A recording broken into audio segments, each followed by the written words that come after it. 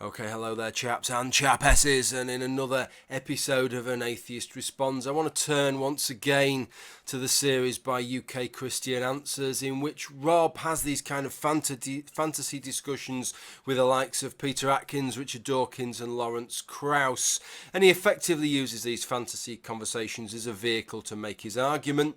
No issue there, so I'm going to use Rob's video as a vehicle to make my response, to make an argument in and of itself.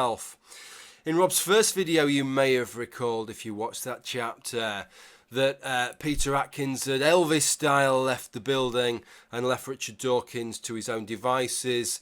In this chapter, Rob now sidles up next to Richard Dawkins and starts to talk to him about the subject of morality.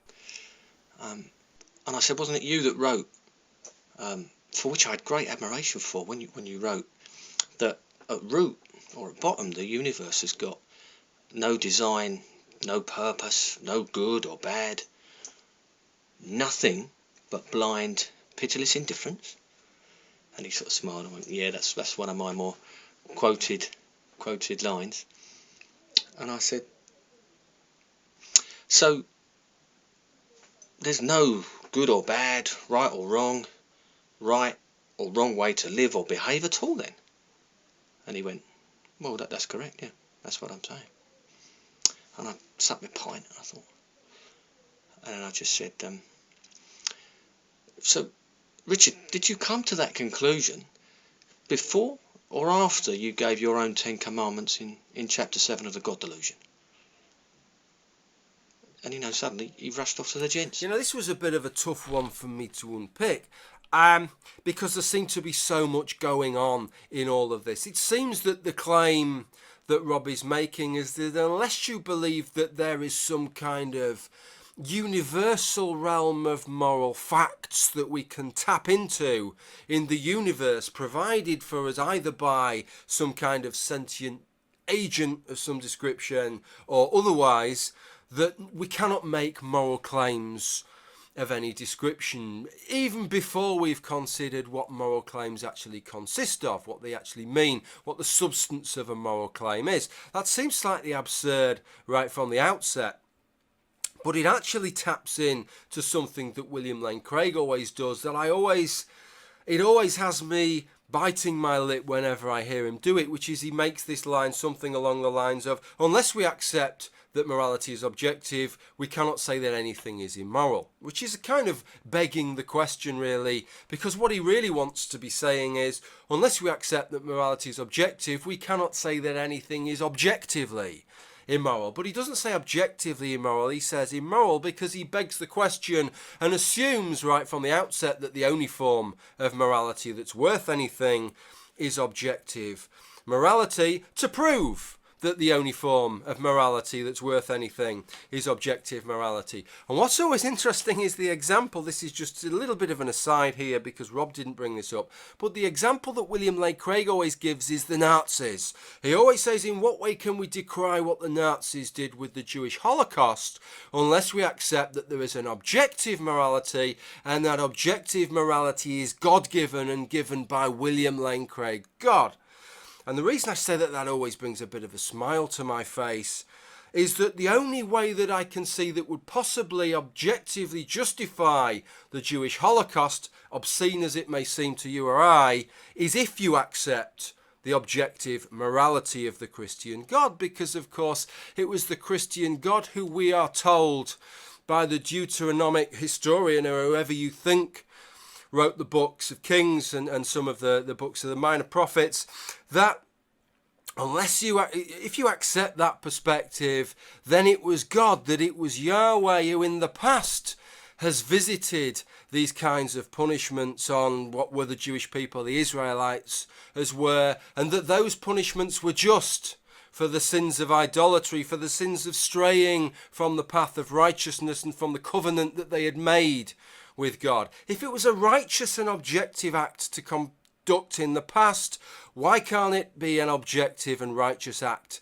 to take place now? And if you won't accept my word that was how it was phrased, that was the conclusion that was drawn, in the Book of Kings. How about listening to Christine Hayes, who is a professor of religious education at Yale University? Now, we've already talked about the Deuteronomistic historiosophy and how it developed as an interpretation of the historical catastrophes of 722 and 586. And this interpretation made it possible for Israelites to accept the reality of the defeat of the nation, the defeat of Israel, without at the same time losing faith in God. The defeat of Israel, the exile of the nation, was not to be taken as evidence that God was not the one supreme Lord of history, or that God was a faithless God who would abandon his covenant and his people. The defeat and the exile were interpreted to affirm precisely the opposite. God, as the universal God, could use other nations as his tool. He could use these nations to execute judgment on his people, and he did this in an act of faithfulness, ultimately, faithful to his covenant, which promised punishment and chastisement for the sins of the people, the sins of idolatry. You know, the Assyrians and the Babylonians carried out some pretty nasty, heavy-duty shit to the Israelites at the time.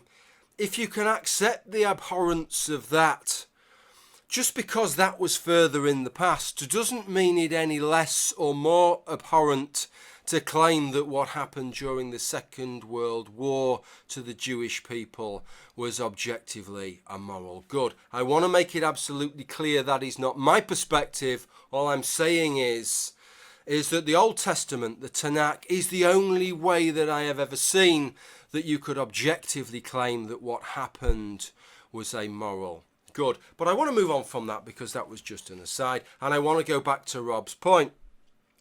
And I want to make an argument that I made some years ago in a video called Morality, Curry and Dog Shit, and to ask Rob about his tastes in food. Does Rob think that when he talks about taste in food that he is tapping into some universal realm of taste experience, that things are objectively tasty, that things objectively taste bad?